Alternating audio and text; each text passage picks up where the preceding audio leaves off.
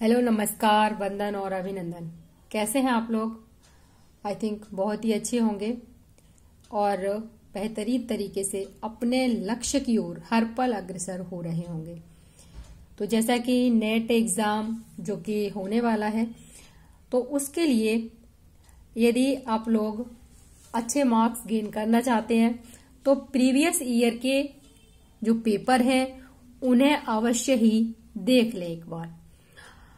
तो उसी कड़ी में जैसा कि क्वेश्चन आंसर सेशन चल रहा है हमारा, और ये हमारा जो पेपर है ये है 2014 का पेपर है। तो आज हम देखने वाले हैं इसमें क्वेश्चन आंसर, किस प्रकार से क्वेश्चन आते थे और अभी भी किस प्रकार से क्वेश्चन आते हैं, ये आपको पता चलेगा। तो सबसे पहला क्वेश्चन देख रहे हैं आप, सक्रिय परत पद संबंधित है, यानी कि जो सक्रिय परत होती है वो किससे संबंधित है? एक्टिव लेयर की बात कर रहा है यहाँ पर। तो वो होती है परिहिमानीय, यानी कि परिहिमनदीय प्रक्रिया, यानी कि परिहिमानी की बात कर रहा है यहाँ पर। तो इससे संबंधित होती है। इस प्रकार से जो निक्षेप से, अपर्दन से, यानी कि जो भी कारक हैं अपर्दन के, उनसे काफी क्वेश्चन पूछे जाते हैं। यानी कि नदी अपर्दन से पूछ लेगा, या फिर वायु अपर्दन से किस प्रकार बनते हैं, निक्षेप से किस प्रकार बनते हैं, भूमिगत जल से किस प्रकार के बनते हैं। तो इस प्रकार के क्वेश्चन आते रहते हैं। सेकंड क्वेश्चन है आपका, उसमें लिखा है कि सुमेलित करना है आपको, अवधारणा है और सिद्धांत है। तो जो अवधारणा है इसमें आपका जो फर्स्ट है आधार स्तर, तो ये किसने दिया था? J.W. पावेल ने दिया था। समानांतर निवर्तन ये दिया था W. पेंक ने। अपर्दन चक्र W.M. डेविस, ये तो सभी को पता है अपर्दन चक्र। और अपर्दन चक्र से क्वेश्चन अक्सर पूछा जाता है। अपर्दन चक्र मोस्ट इंपोर्टेंट है। धारा क्षमता और क्षमता ये दिया था G.K. गिलवर्ट महोदय। तो यहाँ पर जितने भी विद्वान हैं काफी इंपोर्टेंट है, जो कि अक्सर इनसे क्वेश्चन पूछा जाता है। तो यहाँ पर आपका आंसर हो जाएगा A नंबर। नेक्स्ट क्वेश्चन है कि जल योजन प्रक्रिया का संबंध है, यानी कि जो हाइड्रेशन प्रोसेस है उसका संबंध किससे है? तो उसका संबंध होता है भौतिक और रासायनिक प्रक्रिया से। भौतिक और रासायनिक प्रक्रिया से। नेक्स्ट है आपका क्वेश्चन नंबर 4, बेसाल्टी सागर परपटी का औसत घनत्व कितना है? तो ये इसका औसत घनत्व है 3.0। नेक्स्ट है क्वेश्चन कि भूमध्य सागरीय क्षेत्र में ग्रीष्म काल में सूखे के लिए जिम्मेदार पवन से संबंधित प्रमुख परिघटना क्या होती है? अब यहाँ पर भूमध्य सागरीय क्षेत्र की बात कर रहा है। तो यहाँ पर क्या है? सबसे पहला ऑप्शन है कि ग्रीष्म काल में व्यापारिक पवनों का ध्रुवों की ओर स्थानांतरण होता है। दूसरा, ग्रीष्म काल में व्यापारिक पवनों का विषुवतीय क्षेत्र की ओर स्थानांतरण, या फिर ग्रीष्म काल में महाद्वीप से पछुआ हवाओं का बहना, या फिर दक्षिण पछुआ हवाओं का बहना। तो इसमें सबसे सटीक आंसर है वो है ग्रीष्म काल में व्यापारिक पवनों का ध्रुवों की ओर स्थानांतरित होना। यही क्रिया यहाँ पर होती है। और भूमध्य सागरीय क्षेत्रों में देखा जाए तो यहाँ पर क्या होता है? सर्दियों में बारिश होती है। नेक्स्ट है आपका कि निम्नलिखित में से कौन सा कारक वायुमंडलीय दबाव को प्रभावित नहीं करता? अब इसमें आपको देखना है कि नहीं करता। तो अगर ऐसा नेगेटिव में कोई क्वेश्चन पूछा जाता है तो उसे सबसे पहले नहीं पर सर्कल कर लें, क्योंकि क्या होता है कि यहाँ पर क्वेश्चन गलत होने की संभावना हो जाती है। तो सबसे पहले इसमें हम देखेंगे कौन कौन से साधन हैं वायुमंडलीय दबाव को प्रभावित करते हैं। तो ऊंचाई बिल्कुल करती है, जल वाष्प की उपस्थिति है, या फिर तापमान है, ये भी करेगा। लेकिन जो वर्षा है वो वायुमंडलीय दबाव को प्रभावित नहीं करती है। नेक्स्ट है कि विषुवत रेखा से ध्रुवों की ओर बहने वाली भूमंडलीय हवाओं का सही क्रम क्या है? तो आप देखेंगे कि ये जो क्रम है यहाँ पर विषुवत रेखा, ये हमारी पृथ्वी हो गई, और जो ये है हमारी, ये हो गया हमारा इक्वेटर, यानी कि विषुवत रेखा है ये। अब कह रहा है विषुवत रेखा से ध्रुवों की ओर, और ये है ध्रुव। तो इधर की तरफ बहने वाली जो हवाएं उनका क्रम पूछ रहा है, तो सबसे पहले व्यापारिक हवाएं होती हैं यहाँ पर, और व्यापारिक हवाओं के बाद पछुआ हवाएं होती हैं, और पछुआ हवाओं के बाद यहाँ पर ध्रुवीय हवाएं होती हैं। ठीक है, तो इस प्रकार से हम इसे क्रम में रख सकते हैं। उल्टा क्रम भी पूछ सकता है कि ध्रुवों से विषुवत रेखा की ओर भी क्रम पूछा जा सकता है। नेक्स्ट है कि वृष्टि पोषित और वृष्टि छाया क्षेत्र किसकी विशेषता है। तो वृष्टि छाया क्षेत्र की बात करें तो ये पर्वतीय जो वर्षा होती है उसका क्षेत्र होता है। जैसे कि हवाएं जो इसके जो सामने का भाग है वहां पर तो पर्वतों पर ऊपर चढ़ते हुए यहाँ पर तो बारिश कर रही है, यहाँ पर अवरोध उत्पन्न हो रहा है तो बारिश हो रही है, लेकिन जो इसके पीछे का क्षेत्र है ये क्या होता है कि वृष्टि छाया प्रदेश कहलाता है, ये सूखा रह जाता है, यहाँ पर बारिश नहीं होती है। नेक्स्ट हम बात करें तो क्वेश्चन नंबर है आपका 9, और 9 में पूछा है कि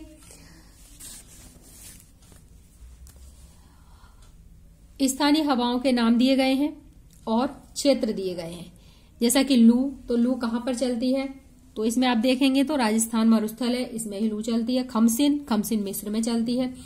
चिनूक, चिनूक रॉकी जो पर्वत है उसके आसपास के क्षेत्र में चलती है, और फान है वो आल्पस। तो इस प्रकार से मिलान करेंगे तो ये हमारा हो जाएगा बी ऑप्शन सही हो जाएगा। नेक्स्ट क्वेश्चन 10, इसमें पूछ रहा है कि निम्नलिखित में से किन दो क्षेत्रों के वर्षा की विशेषता कटिबंधीय मानसूनी वर्षा है, यानी कि मानसूनी वर्षा कौन से क्षेत्रों की विशेषता है इसमें। तो यहां पर आप देख रहे हैं सह्याद्री, और ये है आपका गंगा डेल्टा। तो यहां पर फर्स्ट और सेकंड हमारा आंसर सही हो जाएगा, जो कि मानसूनी वर्षा को दर्शाता है, जबकि कश्मीर घाटी और लद्दाख ये क्षेत्र इसके अंतर्गत नहीं आएंगे।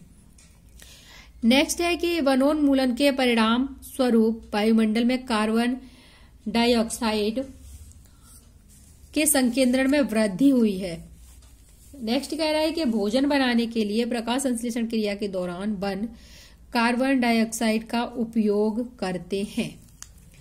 तो यहाँ पर आप देखेंगे तो यहाँ पर आपके दोनों ही कथन सही है और आगे की सही व्याख्या है। नेक्स्ट जो क्वेश्चन है वो है कि सूची है 2, इनको आपको मिलान करना है। तो यहाँ पर मिलान करेंगे तो जो गोर है वो वायुड़ क्षेत्र में, द्रोणिका पर्वतन पट्टी होती है, गैब्रो स्थल मंडल, और ग्रोइन है वो वेलांचल। तो यहाँ पर हमारा आंसर है वो हो जाएगा ए नंबर। नेक्स्ट हम देखें तो क्वेश्चन नंबर 13, इसमें कह रहा है कि तरंग कर्तित वेदी पाई जाती है, यानी कि वेव कट प्लेटफॉर्म की बात कर रहा है। तो यहाँ जो क्षेत्र है उसमें कैलिफोर्निया तट पर ये पाई जाती है। विषुवतीय प्रतिधारा की औसत गहराई कितनी होती है। जो विषुवतीय प्रतिधारा होती है उसकी गहराई पूछ रहा है, यानी कि विषुवत रेखा के आसपास जो धारा है विषुवतीय प्रतिधारा, उसकी गहराई के बारे में बात कर रहा है। तो वो होती है आपकी 100 मीटर। नेक्स्ट है कि गल्फ स्ट्रीम और क्यूरोशिवो धाराएं किस कारण तेजी से उत्तर की ओर बहती हैं। गल्फ स्ट्रीम और क्यूरोशिवो धाराएं, तो ये क्या है, इनमें पश्चिमी तीव्रीकरण है, उसी के कारण ये तेजी से उत्तर की ओर बहती है। नेक्स्ट क्वेश्चन है कि कॉस्मोग्राफी पद की रचना, इससे पहले है the principle of human geography के लेखक, तो ये हैं हंटिंगटन महोदय। इस प्रकार के क्वेश्चन, काफी क्वेश्चन इस प्रकार के पूछे जाते हैं, ज्योग्राफिकल थॉट से लिया गया है। और इसके जस्ट बाद है कि कॉस्मोग्राफी पद की रचना, यह भी मोस्ट इंपॉर्टेंट है, जो कि हमबोल्ट ने दिया है। नेक्स्ट है आपका विविधता में एकता, ये सूचियों का मिलान करना है कि विविधता में एकता किसने दिया, सामाजिक निश्चयवाद किसने दिया, या फिर समग्र स्थलीय टेरेस्ट्रियल होल ये किसने दिया, अननोन क्रिया किसने दिया, या फिर इनके अलावा इंग्लिश में भी कभी कभी पूछ लिया जाता है। तो जैसे कि विविधता में एकता ना कह के यूनिटी इन डाइवर्सिटी पूछ लेगा, या फिर आपका सोशल डिटर्मिनिज्म पूछ लेगा, टेरेस्ट्रियल होल पूछ लेगा और इंटरएक्शन पूछ लेगा। तो इस प्रकार से यदि आप देखेंगे तो विविधता में एकता रिटर महोदय हैं, सामाजिक निश्चयवाद रेड जेल हैं, समग्र स्थलीय ब्लाश महोदय हैं, अन्योन क्रिया जीन ब्रून्स महोदय हैं। तो इस प्रकार से आपको 4 क्वेश्चन यहाँ पे मिल जाते हैं। ये अलग अलग भी पूछे जा सकते हैं और मोस्ट इंपोर्टेंट है, तो इसमें हमारा सही हो जाता है C नंबर। नेक्स्ट है प्रसारी और पश्चधावन अवधारणा आरंभ की गई थी। तो ये अवधारणा आरंभ की गई थी गुन्नार मिर्डल के द्वारा। नेक्स्ट है कि वह दार्शनिक विचार जिसके अनुसार व्यक्ति अपने प्रकृति की रचना के लिए स्वयं जिम्मेदार है जाना जाता है। तो ये होता है हमारा प्रत्यक्षवाद। ये जो विचार है ये प्रत्यक्षवाद विचार है, पॉजिटिविज्म। कभी कभी प्रत्यक्षवाद न देकर पॉजिटिविज्म भी पूछा जा सकता है। नेक्स्ट क्वेश्चन है कि वह दार्शनिक विचार जिसके अनुसार व्यक्ति अपने प्रकृति की रचना के लिए स्वयं जिम्मेदार होता है। तो ये प्रत्यक्षवाद हो गया। नेक्स्ट की बात करेंगे तो ये है आपका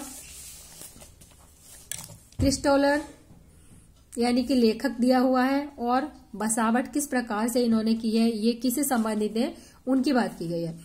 तो यहाँ पर क्रिस्टोलर है, तो क्रिस्टोलर का है केंद्रीय स्थल।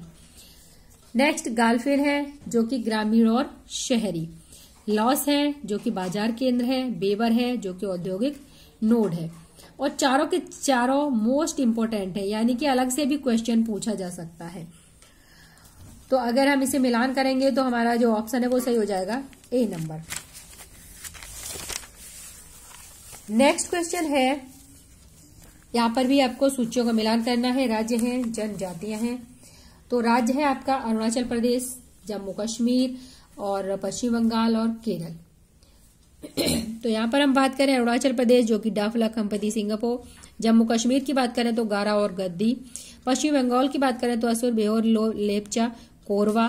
केरल की बात करें तो अद्यम, कम्मार, कोंड, कापो।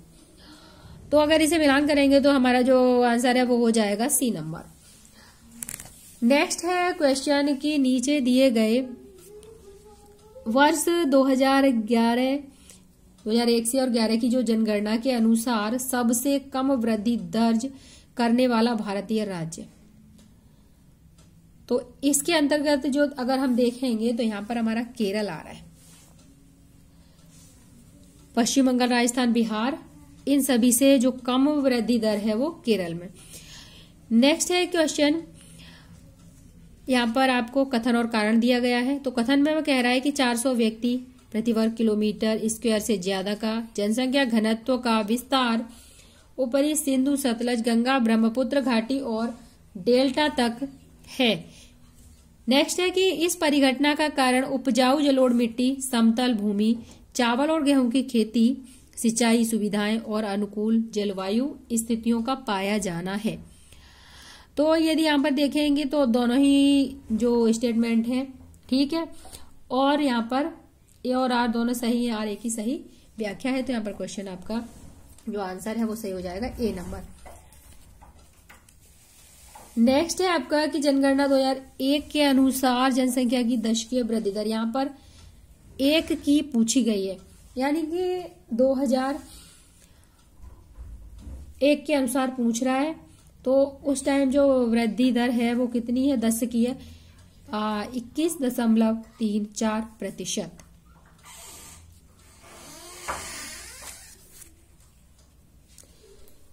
तो इस प्रकार से नेक्स्ट ये हमारे हो गए 25 क्वेश्चन, और इसी प्रकार से हम नेक्स्ट वीडियो में देखेंगे 25 क्वेश्चन। तो आज की क्लास में बस इतना ही, मिलते हैं नेक्स्ट क्लास में। तब तक के लिए नमस्कार, जय हिंद।